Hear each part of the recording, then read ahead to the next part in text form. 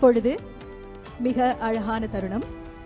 மாற்றுத்திறனாளி குழந்தைகளுக்கு நம் மாண்புமிகு தமிழ்நாடு முதலமைச்சர் அவர்கள் இனிப்புகளை வழங்கி மகிழ்கிறார்கள்.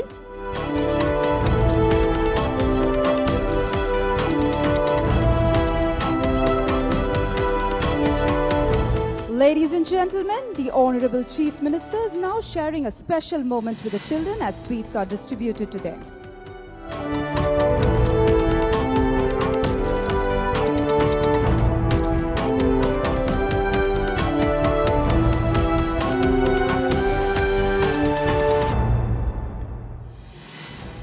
தற்பொழுது குழந்தைகளுடன் உரையாடி தன்னுடைய சுதந்திர தின நல்வாழ்த்துக்களை பகிர்ந்து கொண்டு மாண்புமிகு தமிழ்நாடு முதலமைச்சர் அவர்கள் இந்த சுதந்திர தின விழாவை கொண்டாடி மகிழ்கிறார்கள்.